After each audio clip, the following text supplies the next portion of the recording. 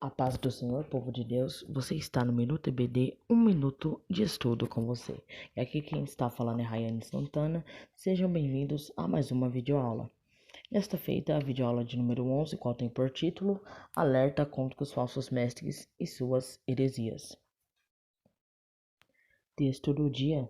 E também houve entre o povo falsos profetas, como entre vós haverá também falsos doutores, que introduzirão encobertamente heresias de perdição e negarão o Senhor que os resgatou, trazendo sobre si mesmos repentina perdição.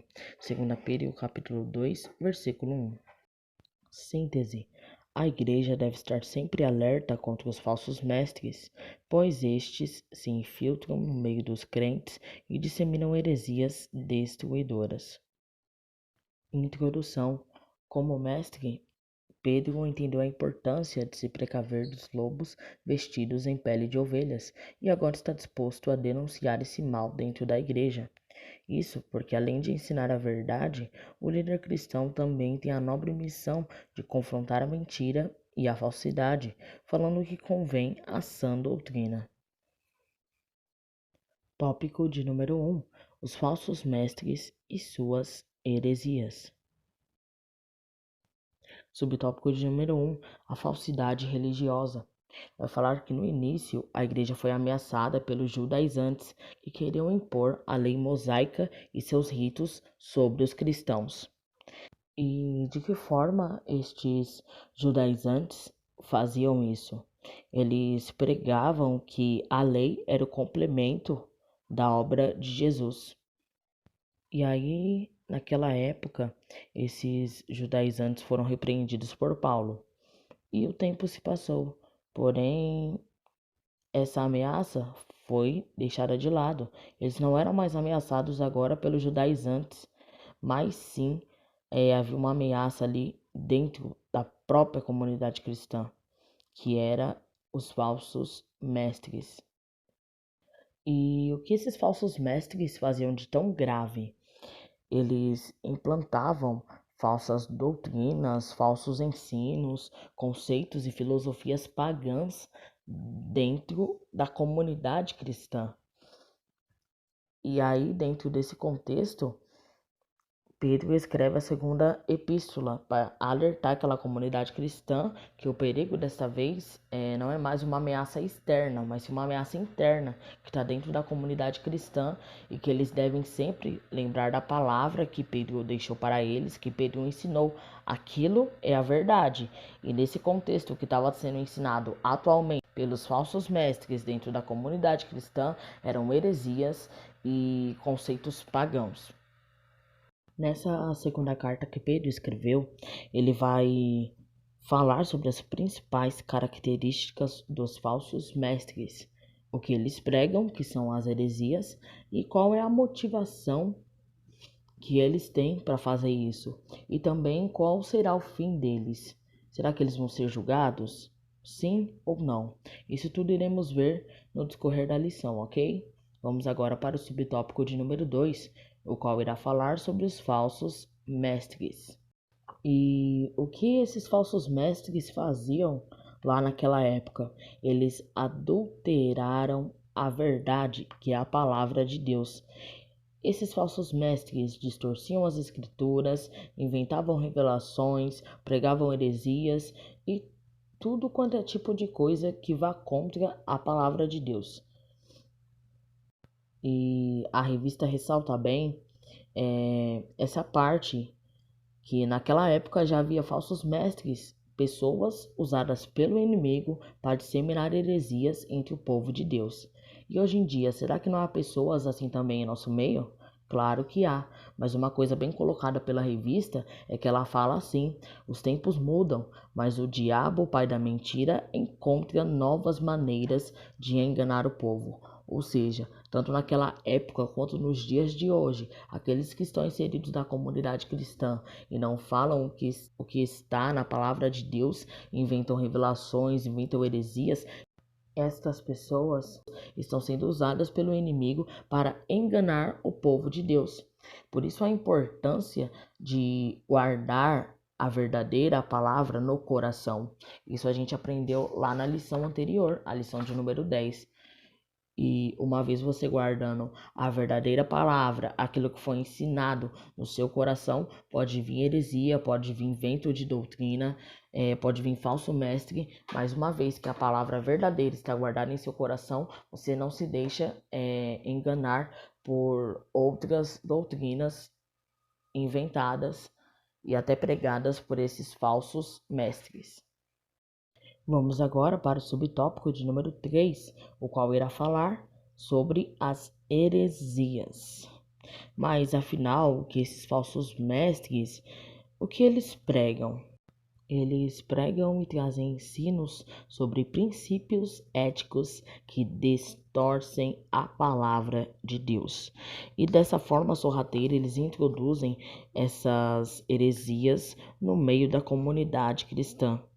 De maneira secreta, sorrateira, eles desprezam as doutrinas elementares da fé. Mas é somente isso que esses falsos mestres fazem? Implantam heresias? Afinal, como eu posso identificar um falso mestre? Além dele pregar heresia, vai ter outra característica que dá para você identificar que ele é um falso mestre. E aí nós vamos então para o subtópico de número 4, que irá falar assim: negam ao Senhor que os resgatou. É isso mesmo. Esses falsos mestres, uma das características deles é que eles negam o Senhor que os resgatou. Eles diminuem o poder e a autoridade de Jesus Cristo, da Trindade e outras coisas mais. Dessa forma, analisando isso, se eles negam ao Senhor que os resgatou, dessa forma você pode identificar se ele é um falso mestre ou não. Isso é uma clara evidência. Quando a pessoa ela fala ou traz algum ensino falando de Jesus como se ele fosse somente um grande ensinador ou um mestre moral, tá na cara que ela nega o senhorio daquele que resgatou. Ele não acredita que aquela pessoa seja o seu Senhor. E aí a gente para refletir sobre isso, né? Jesus foi um ensinador, apenas um mestre moral? Lógico que não. Cristo, ele era não simplesmente um sábio, mas um homem de moral elevada e um profeta. Ele era filho unigênito de Deus e enviado com o propósito de proporcionar redenção ao homem. Então, se você está numa comunidade cristã e as pessoas que trazem ensino tratam Jesus como um sábio, um grande ensinador, essas pessoas não reconhecem o senhorio de Jesus. Elas menosprezam quem realmente é Jesus. E esse fato de negar o Senhor que o resgatou, menosprezar Jesus Cristo, é uma das características de um falso mestre. E se você já gostou desse subtópico de número 4, porque mostra uma das características dos falsos mestres, você vai adorar então o tópico de número 2, o qual irá falar sobre as características dos falsos mestres. E a primeira característica deles é essa que está no subtópico de número 1. Eles fazem seguidores.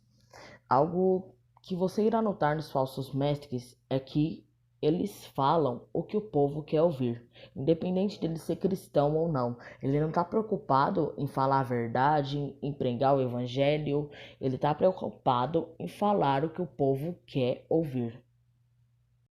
E por que os falsos mestres eles fazem muitos seguidores? Porque eles não somente proferem, trazem ensinos e doutrinas falsas, mas também eles trazem falsas condutas.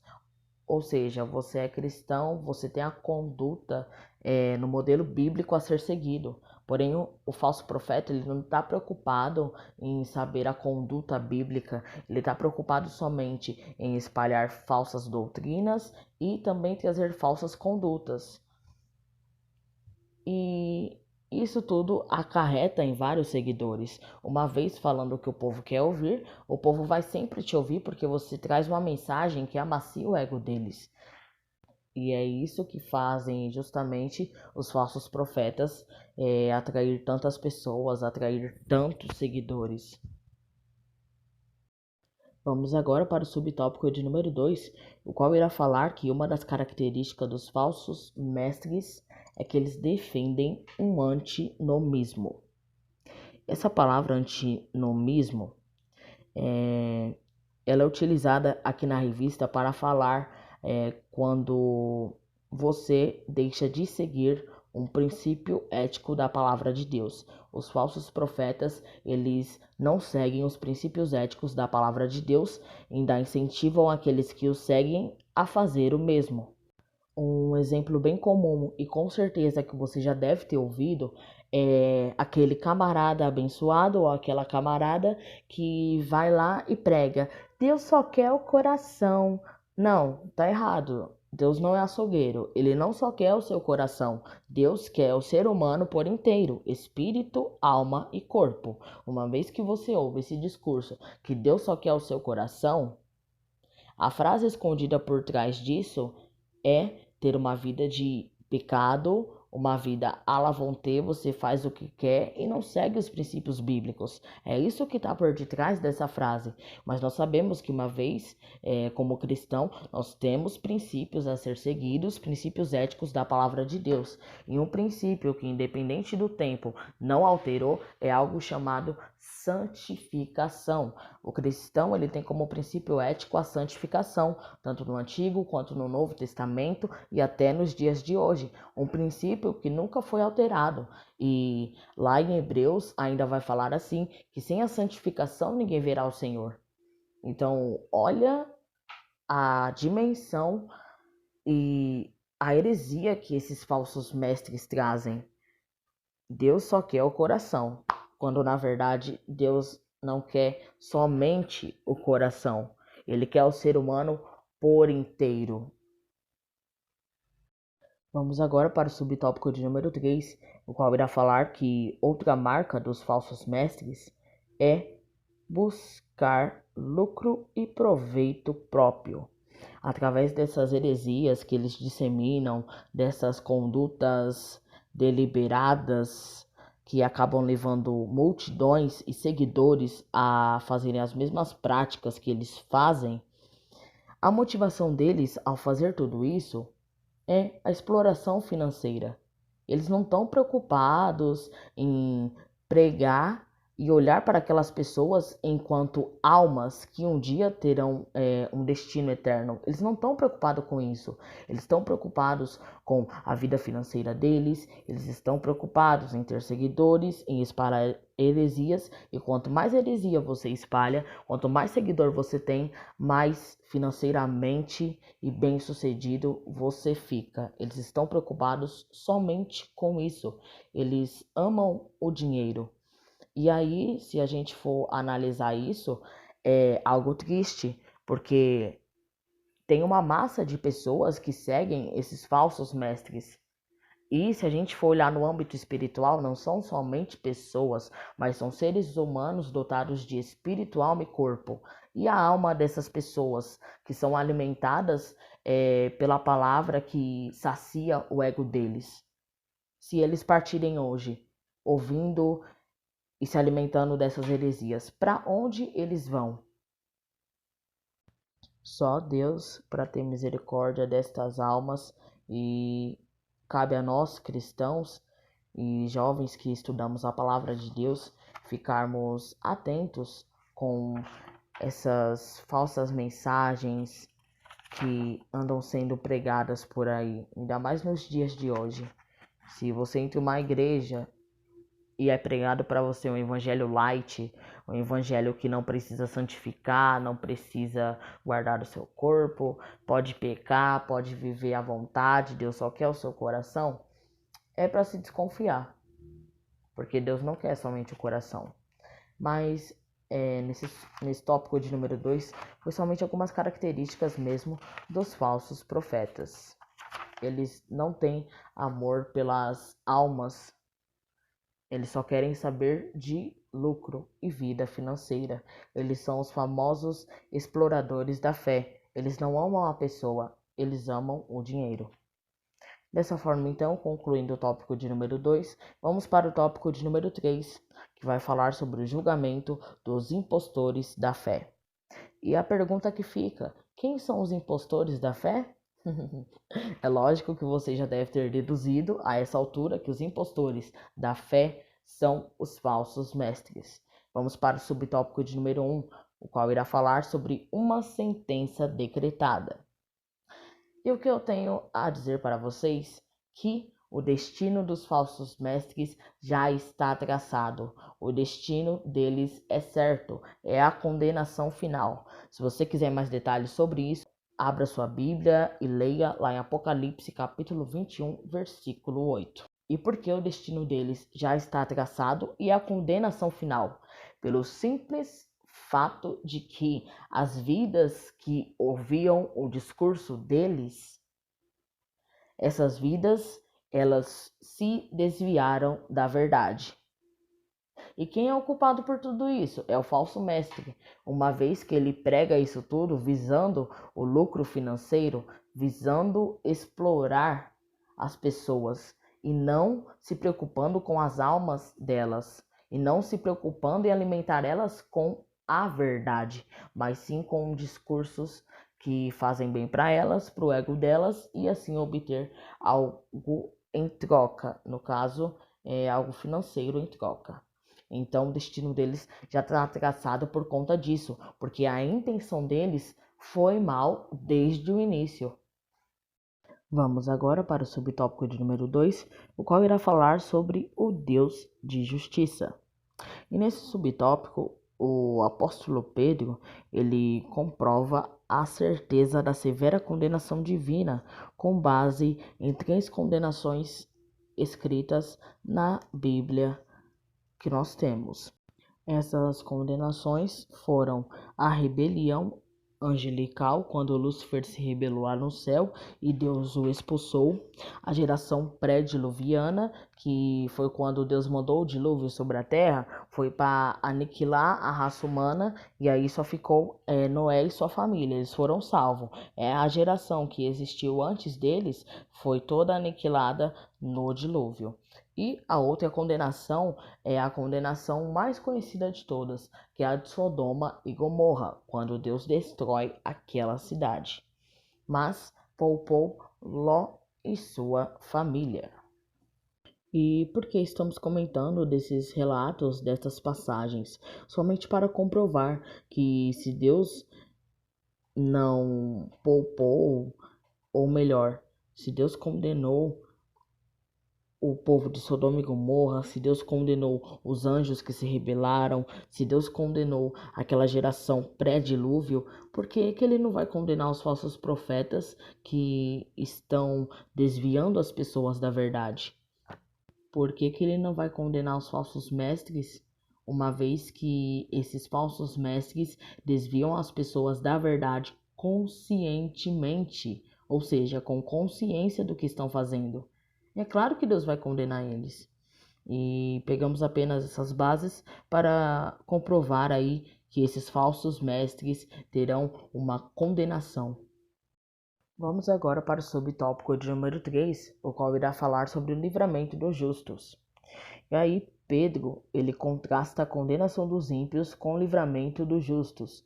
Ou seja, da mesma forma que Deus vai punir aqueles que merecem, aqueles que não devem ter punição e que são justos, Deus também irá livrar.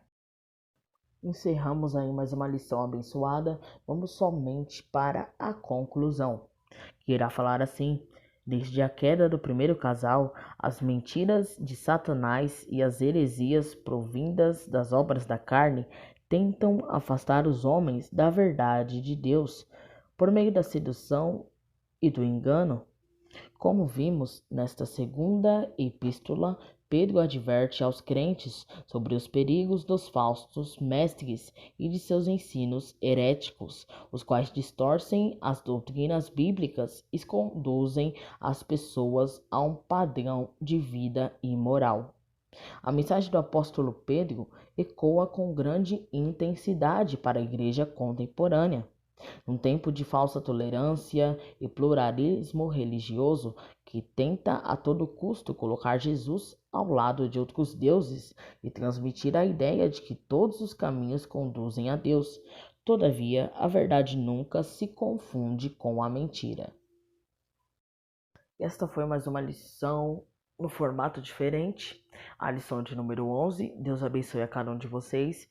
Se você já acompanha o canal, continue acompanhando o Minuto EBD e até a próxima videoaula. Mas se você está chegando agora e conheceu o canal, nesse instante, se inscreva no canal, deixe seu like e fique também para ver as próximas videoaulas, ok?